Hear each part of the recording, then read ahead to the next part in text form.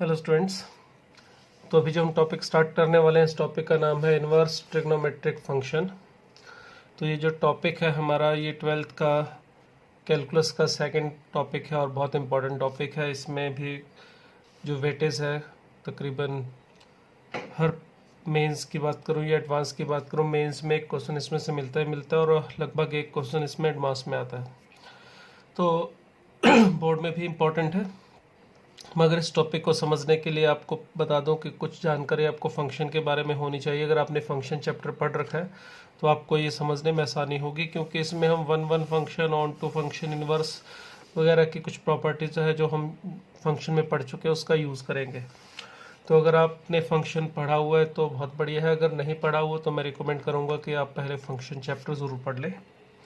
उसके बाद अगर इससे स्टार्ट करेंगे तो थोड़ा आपको आसानी लगेगी समझने में चीज़ों को। तो चलिए स्टार्ट करते हैं हमारा इन्वर्स ट्रिग्नोमेट्रिक फंक्शन। तो जैसे इसके नाम में क्लियर है, इन्वर्स ट्रिग्नोमेट्रिक फंक्शन, यानी जो हमारे ट्रिग्नोमेट्रिक फंक्शन है हम उनका इन्वर्स इसमें फाइंड आउट करेंगे, फिर उसका जो एप्लीकेशन है, उसका यूज़ है, उसकी प्रॉपर्टीज़ है, उसके बारे में बात करेंगे। तो सबसे पहले मैं लेता हूँ, चलिए function f x is equal to sine x, और हम इसका इन्वर्स फाइंड आउट करने की बात करेंगे, साइन एक्स। अब हमें साइन एक्स का अगर इन्वर्स निकालना है तो सबसे पहले देखिए साइन एक्स का ग्राफ बना लेते हैं, क्योंकि इन्वर्स बनाने के लिए हमें थोड़ा ग्राफ की भी ज़रूरत पड़ेगी। इन्वर्स बनेगा या नहीं बनेगा ये भी डिसाइड करना पड़ेगा, जो ग्राफ से ही होगा। देखिए ये साइन एक्स का ग्राफ है,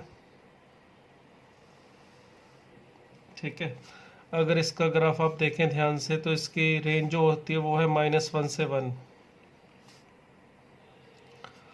और इसकी डोमेन होती है आर।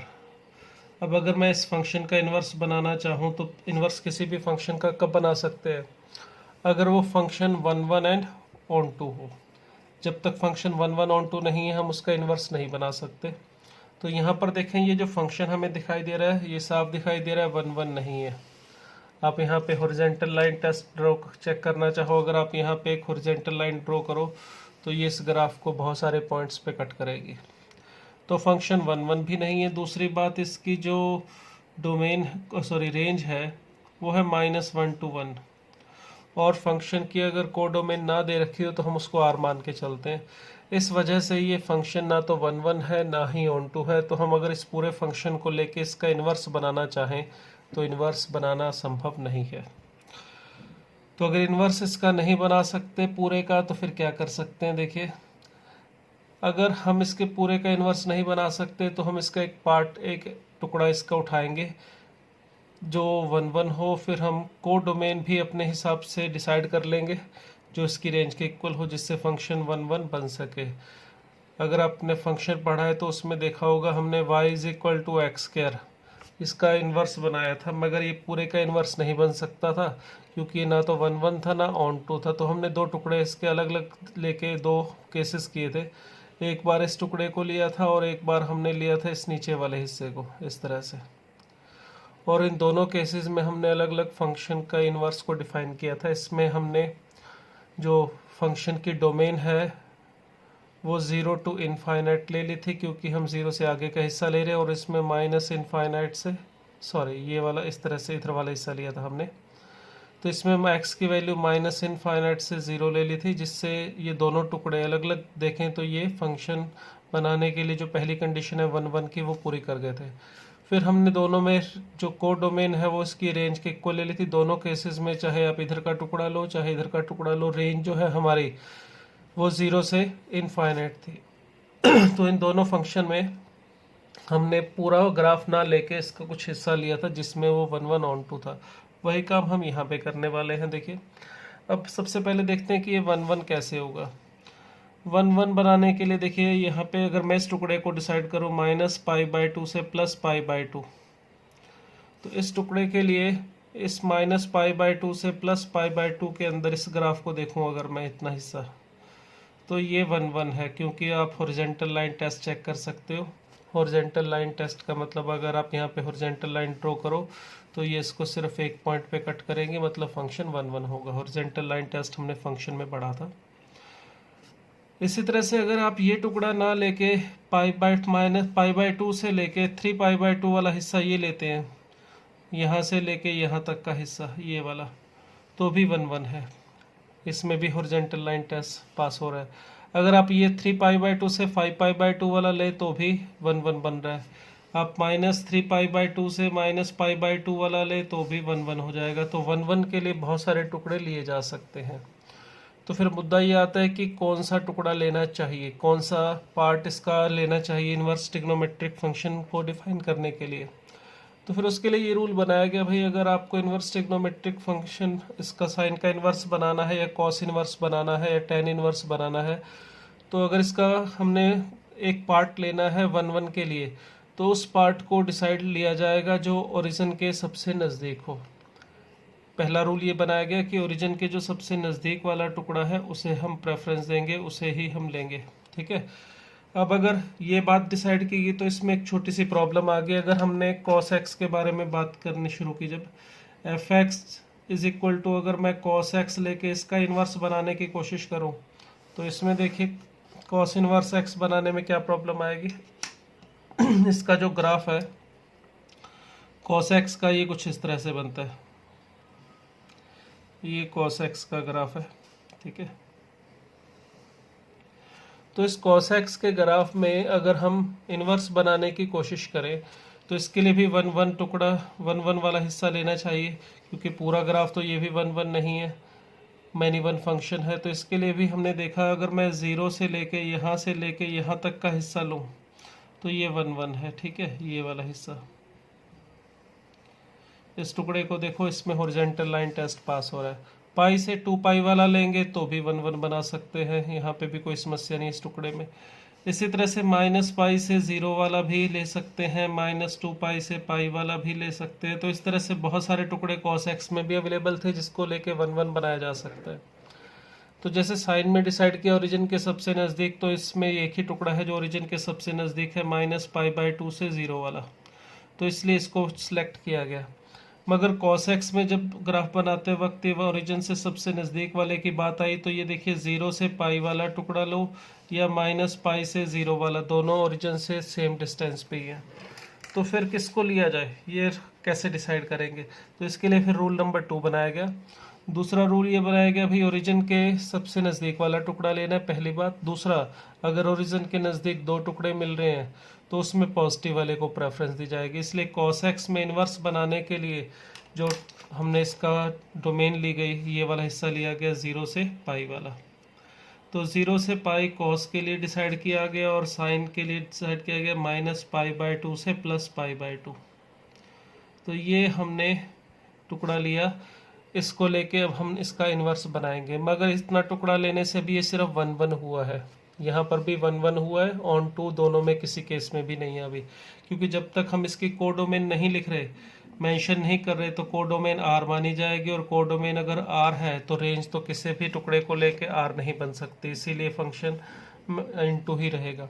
तो अगर मैं इसकी रेंज -π/2 सॉरी -1 to 1 जो है उसके सेम ही इसकी कोडोमेन ले लूँ, यहाँ पर भी -1 to 1, अगर कोडोमेन हम इसकी रेंज के साथ इक्वेट कर दें तो अब ये दोनों केसेस में जो हमारा फंक्शन है 1 1 भी होगा एंड ऑन टू भी हो जाएगा। यहाँ पर भी ये 1 1 भी हो गया और ऑन टू भी हो गया। क्लियर। तो इस तरह से ये दो वन ऑफ फंक्शन हमारे ये वाले हिस्से लेने पर 1 1 एंड ऑन टू बन चुके हैं, ये भी और ये भी। अब अगर हमने इनका इन्वर्स बनाना है तो इन्वर्स कैसे बनेगा। अब इन्वर्स आपको बताया था किसी भी फंक्शन का उसकी इमेज होता है लाइन y = x के रिस्पेक्ट। तो देखिए ये है हमारी लाइन y = x। ठीक है। ये भी इस तरह से इधर नीचे तक जा रही है। ये जो लाइन है y = x, इसके बारे में ध्यान रखिएगा एक बात, ये जो लाइन है ये x एक्सिस को यहाँ पे कट करती है ओरिजिन पे, और ओरिजिन से आगे मतलब पॉजिटिव x एक्सिस के तरफ जाओगे तो ये जो लाइन है y = x, ये साइन x के ऊपर रहती है, इसको ऐसे कट नहीं करके जाती है, ऐसे ड्रा मत कर देना।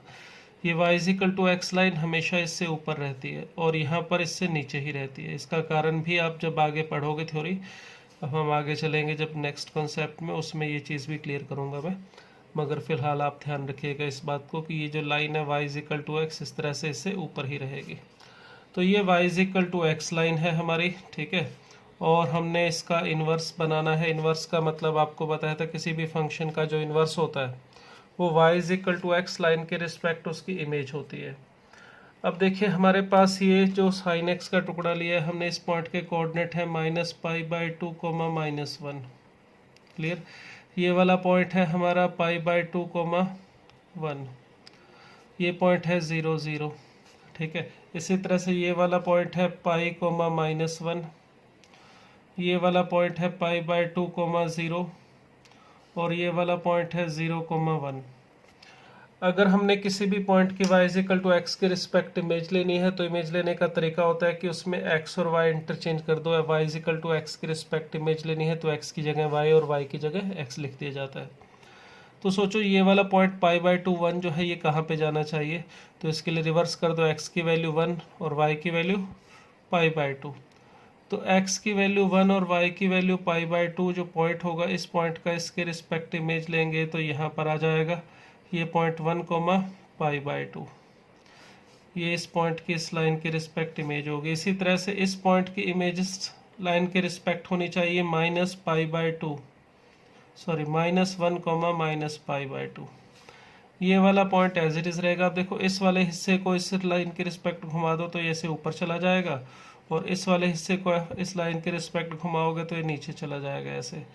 तो ये जो पिंक कलर का आपको ग्राफ दिखाई दे रहा है ये है साइन इनवर्स एक्स, सिर्फ इतना सा टुकड़ा, ये 1 था यहाँ पे और ये -1 है, क्लियर। तो अगर आप इसको यहाँ अलग से बना के देखें, मैं यहाँ पे इसको ग्राफ को बनाऊँ, अगर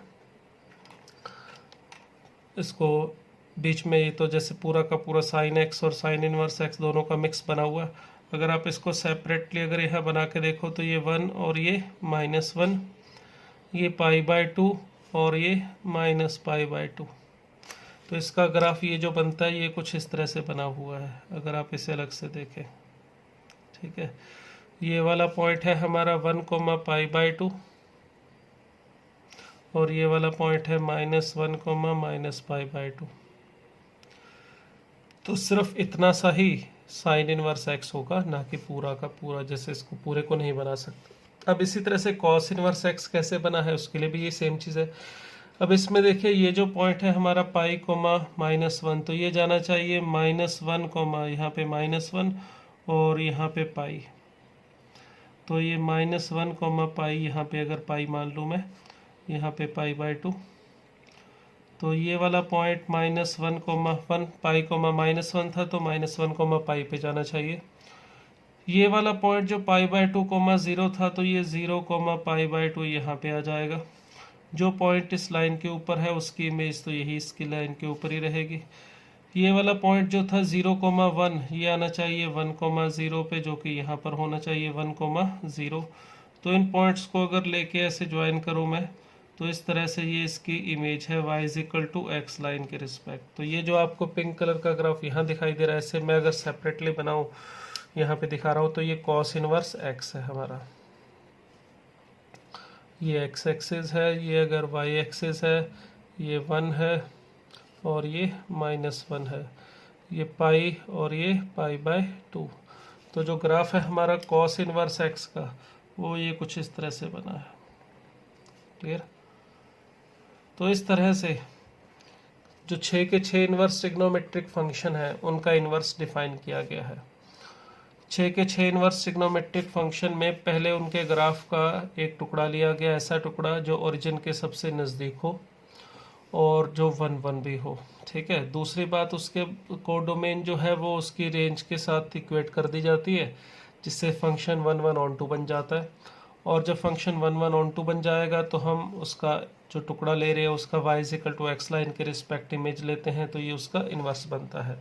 अब यहाँ पे इस केस में जो हमारा f इनवर्स x होगा, देखो y इज इक्वल टू, अगर x है तो x is equal to y लिखूंगा तो साइन इनवर्स y बनेगा, यानी कि फंक्शन का जो इनवर्स होगा उसको हम लिखेंगे साइन इनवर्स x। अब अगर f x A to B define होता है तो एफ इनवर्स जो होता है वो बी टू ए डिवाइन होता है। तो यहाँ पर इसको इधर ले आता हूँ, -1 to 1 इधर आ जाएगा और ये -π/2 to π/2 इधर चला गया। तो ये एफ एक्स साइन एक्स का जो है इन्वर्स। इसी तरह से यहाँ पर अगर कॉस इन्वर्स में कॉस एक्स का इन्वर्स लिखेंगे तो उसको लिखेंगे cos inverse x. y is equal to cos x था तो x is equal to cos inverse y, फिर x और y इंटरचेंज करके ये लिख दिया। और इसमें भी ये -1 to 1 इधर आ गया और ये देखो 0 to π ऊपर इधर चला गया, क्योंकि देखिए -1 to 1 इसकी डोमेन है, 0 to π इसकी रेंज है। इसी तरह से साइन इनवर्स में भी -1 to 1 इसकी डोमेन है और देखो -π/2 से +π/2 तक y की वैल्यू मूव कर रही है, वो इसकी रेंज है। ये फंक्शन अगर a to b डिफाइन है तो उसका इन्वर्स डिफाइन होगा b to a। तो इस तरह से हमारा जो फंक्शन है 6 के 6 इन्वर्स ट्रिग्नोमेट्रिक फंक्शन उनके इन्वर्स बनाए गए हैं। तो जो बाकी हैं tan, cot, sec, cosec, आप उन चारों के भी इसी तरह से बना के समझ सकते हो। मैं आपको इसके बाद उन सभी के जो ग्राफ हैं वो डायरेक्ट बताऊंगा, जैसे ये साइन इनवर्स का है, ये कॉस इनवर्स का है, कैसे बना है वो बता दिया। अब बाकियों के लिए मैं आपको सिर्फ ये ग्राफ बताऊंगा कि वो कैसा होता है, किस तरह से बनेगा, वो आपको मेथड अब मैंने समझा दिया है, आप अपने आप इसको ट्राई कर सकते हैं। ठीक है, अब हम बात करेंगे एक एक करके ये 6 इन्वर्स ट्रिग्नोमेट्रिक फंक्शन के बारे में डिटेल में बात करेंगे। इनका जो ग्राफ है, इनकी प्रॉपर्टीज़ हैं, वो सारी डिटेल, डोमेन, रेंज एटसेट्रा, वो हम मैं एक एक करके अब आपको यहाँ पे एक्सप्लेन करूँगा। तो चलिए सबसे पहले बात करते हैं हम साइन इनवर्स एक्स के बारे में। इसकी क्या खासियत है, इसका ग्राफ कैसा है, वो तो समझ में आएगा, और आगे की प्रॉपर्टीज़ के बारे में हम यहाँ पे बात करते हैं। तो चलिए ये हम ले रहे हैं साइन इनवर्स एक्स के बारे में। तो सबसे पहले अगर हम साइन इनवर्स एक्स लें तो सबसे पहले बात करते हैं इसका ग्राफ कैसा बनेगा। तो साइन इनवर्स एक्स का जो ग्राफ है, ये एक्स एक्सिस है, ये वाई एक्सिस है। यहाँ अगर 1 और यहाँ अगर -1 लिखूँ, ये π/2 ऊपर और नीचे -π/2 यहाँ पे लिख दूँ। ठीक है, ये ओरिजिन है हमारा। अब जो ग्राफ है इसका अभी हमने बनाया था, इसको ध्यान रखिएगा अच्छे से, ये साइन इनवर्स एक्स का ग्राफ है। ठीक है, ये 0.1, π/2 यानी साइन इनवर्स एक्स की वैल्यू 1 पर π/2 होगी और -1 पे -π/2 होती है और 0 पे 0 इस पॉइंट में से पास कर रहा है। तो ये साइन इनवर्स एक्स का ग्राफ है। इसको देख के कुछ पॉइंट्स हैं उसे ध्यान में रखिएगा। सबसे पहली चीज़ इसमें डोमेन एंड रेंज। डोमेन देखिए आपको दिखाई दे रहा है, ये ग्राफ इस इंटरवल में बना हुआ है -1 से 1 में, तो ये -1 to 1 इसकी डोमेन होगी और इसकी जो रेंज होगी वो होगी -π/2 से +π/2 क्लोज्ड इंटरवल। दोनों में क्लोज्ड इंटरवल है, डोमेन में भी और रेंज में भी। तो ये पहला कॉन्सेप्ट हो गया। सेकंड पॉइंट इसके अंदर साइन इनवर्स एक्स जो, इसको ग्राफ को ध्यान से देखिए, ये एक स्ट्रिक्टली इंक्रीजिंग फंक्शन है। स्ट्रिक्टली इंक्रीजिंग फंक्शन का मतलब जैसे जैसे आप आगे बढ़ रहे हो, एक्स की वैल्यू को इंक्रीज कर रहे हो, वाई की वैल्यू इंक्रीज होगी। अगर आप पीछे आओगे, एक्स की वैल्यू कम करोगे तो वाई की वैल्यू डिक्रीज होगी। यानी साइन इनवर्स एक्स को आप बोलोगे स्ट्रिक्टली डिक्रीजिंग फंक्शन। अगर sine inverse strictly decreasing function है, इसका मतलब ये हुआ कि अगर हमें कहीं इनइक्वलिटी दे रखी हो, कोई x1 लेस देन x2 इस तरह से दिया है, तो हम इसमें ऊपर साइन इनवर्स अगर लगाएं इनइक्वलिटी में, sign inverse x1 less than sign inverse x2 ही रहेगा। यानी इनइक्वलिटी में आप साइन इनवर्स लगाओ या हटाओ, मतलब अगर आपको ये लगा के दिया हुआ है और आप इसमें हटाना चाहते हो तो भी कोई समस्या नहीं है, हटा भी सकते हो और लगा भी सकते हो। दोनों केस में इनइक्वलिटी पे कोई फ़र्क नहीं पड़ेगा। जो छोटी वैल्यू हो उससे छोटा आंसर मिलेगा, बड़ी वैल्यू से बड़ा। मगर ध्यान रखना है, इसमें जो x1 और x2 है, इस पे आप साइन इनवर्स तभी लगा सकते हो जब ये x1 और x2 हमारे इसकी डोमेन यानी कि -1 से 1 में हो। ऐसा नहीं है कोई भी वैल्यू दे रखी है आप उसके ऊपर साइन इनवर्स लगा के बैठ जाओ तो गलत हो जाएगा। ये x1 और x2 जो हमारे पास है वो इसकी डोमेन -1 से 1 के बीच में होने चाहिए। अर्थात अगर हमें दिया है जैसे 1/3 और 1/2, हमें पता है 1/3 छोटा होता है 1/2 से, और 1/3 और 1/2 दोनों के दोनों साइन इनवर्स की क्या है, डोमेन में। तो अगर मैं इसके ऊपर साइन इनवर्स लगा दूँ, साइन इनवर्स 1/3 और यहाँ पर साइन इनवर्स 1/2, तो इनइक्वलिटी का साइन सेम रहेगा, कोई झंझट नहीं है।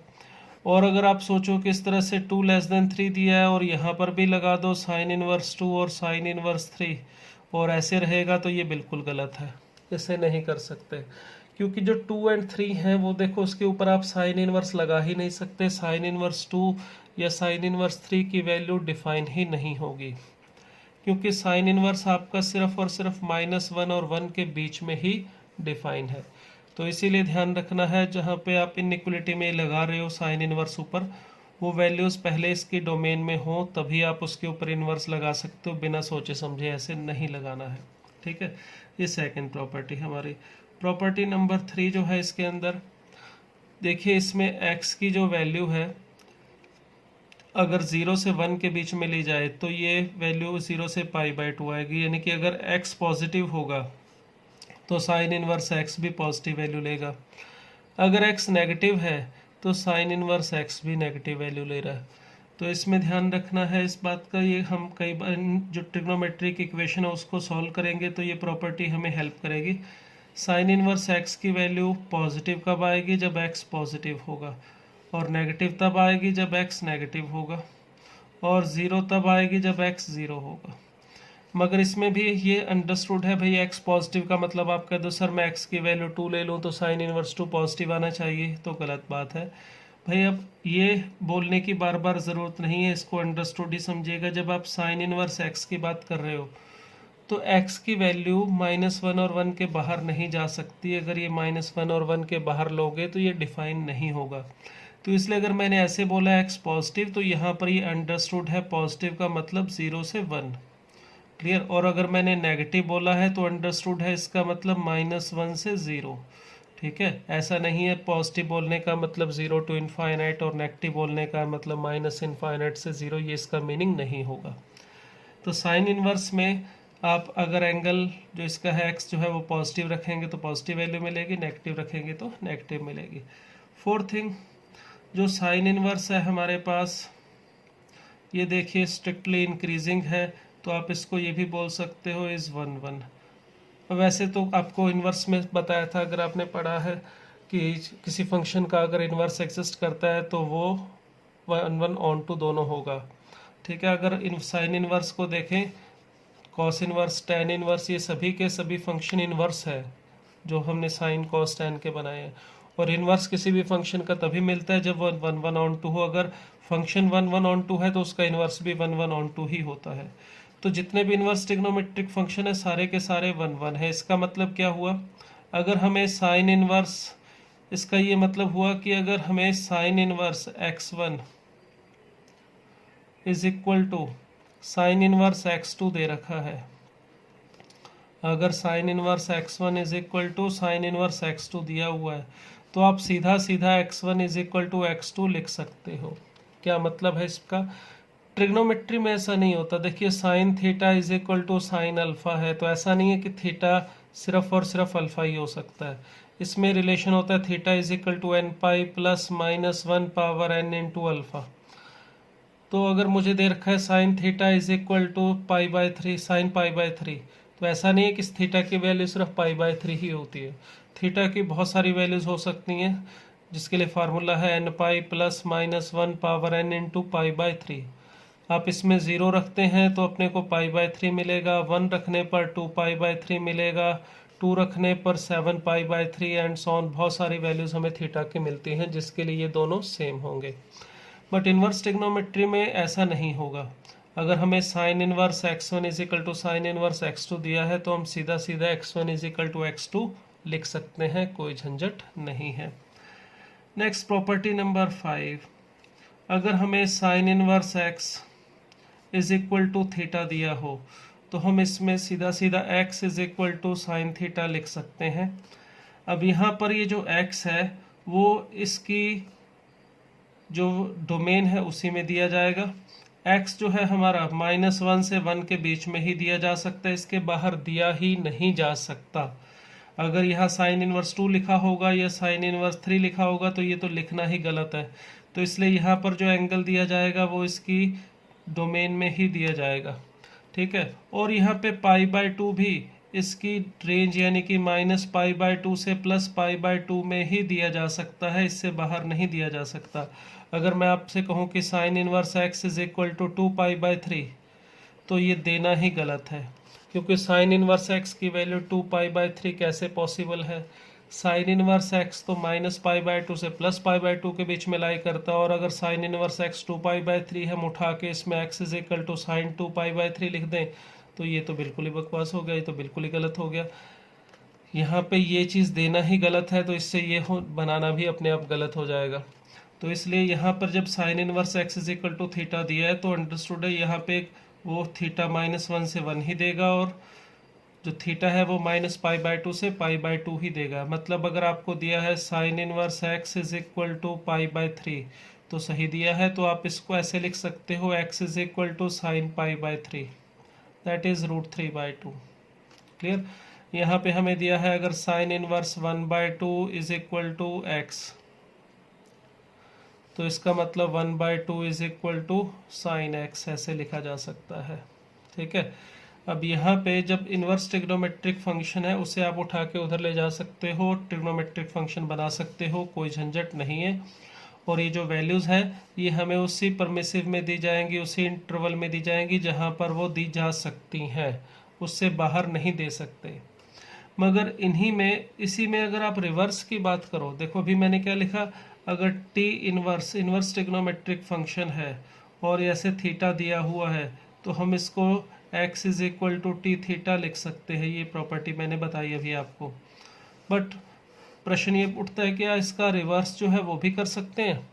तो उसके लिए देखिए क्या कब कर सकते हैं और कब नहीं कर सकते। देखिए अगर हमें T inverse is equal to theta दिया है तो इसमें x और थीटा उसके इंटरवल जहाँ पर वो पॉसिबल है वहीं दिया जाएगा, तो हम इसमें टेंशन लिए बिना x is equal to T theta लिख देंगे, क्योंकि अगर ये उसने गलत दिया है तो इसमें हमारी गलती नहीं होगी, ठीक है। बट अगर आपको दिया है T theta is equal to x तो यहाँ पर आप ऐसे गलती नहीं करेंगे, थीटा को टी इनवर्स नहीं लिख सकते इस तरह से।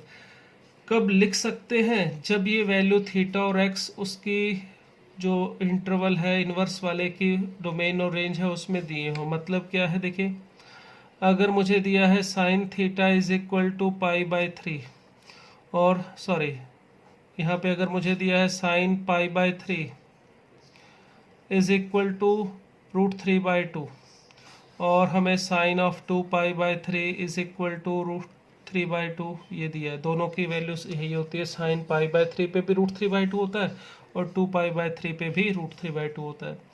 अगर मैं यहाँ से इसको ऐसे उठा के ले जाके लिख दूँ π/3 is equal to sine inverse √3/2 तो इसमें कोई गलती नहीं है, ये बिल्कुल सही है, ठीक है।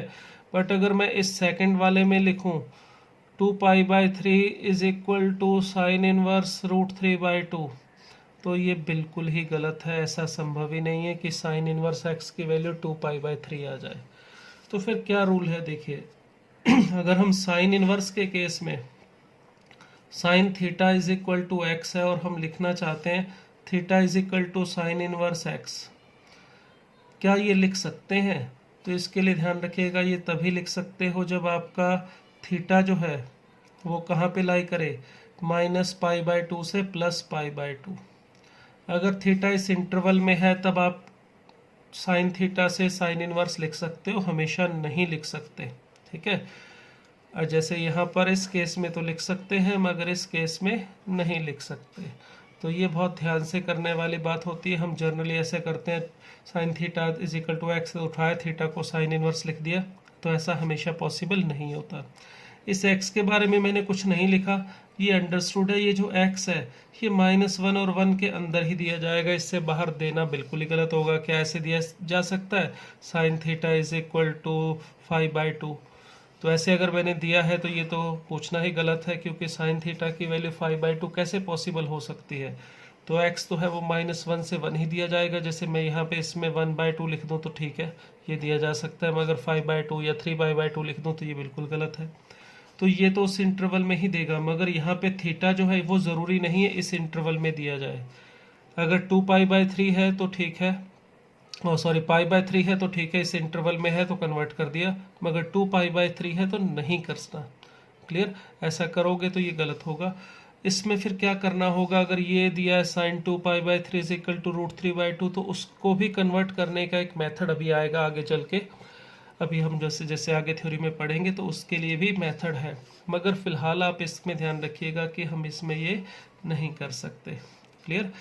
तो इसमें ये हमारे पास प्रॉपर्टी नंबर थी कितनी, 5। तो हमारे जो इनवर्स ट्रिग्नोमेट्रिक फंक्शन था साइन इनवर्स, उसकी ये हमने 5 प्रॉपर्टी की। डेरिवेटिव की भी प्रॉपर्टी बता देता हूँ, कभी ज़रूरत पड़ेगी तो इसमें यूज़ कर लेना, वैसे तो वो डेरिवेटिव में आएगा। याद रख सकते हो साइन इनवर्स एक्स का जो डेरिवेटिव होता है, अगर इसे आप एफ एक्स लिखो तो इसका डेरिवेटिव जो एफ डैश एक्स होता है वो होता है 1/√1 - x²। और ये देखिए ये जो साइन इनवर्स एक्स है इसमें तो एक्स की वैल्यू -1 से 1 के बीच में होती है, मगर ये जो डेरिवेटिव है इसको डिफाइन तभी किया जा सकता है, इसकी वैल्यू तभी एग्जिस्ट करेगी जब एक्स की वैल्यू -1 to 1 ओपन इंटरवल में हो। -1 और 1 पे ये डिफाइन नहीं होगा क्योंकि ये 1/0 बनेगा, नॉट डिफाइन हो जाएगा, यानी 1 और -1 पे इसका डेरिवेटिव एग्जिस्ट नहीं करता है। ये फार्मूला भी आप याद रख सकते हैं, ये साइन इनवर्स एक्स के डेरिवेटिव का फार्मूला है। ठीक है, तो ये हमारी मेन प्रॉपर्टी थी जिसे हम ध्यान रखेंगे।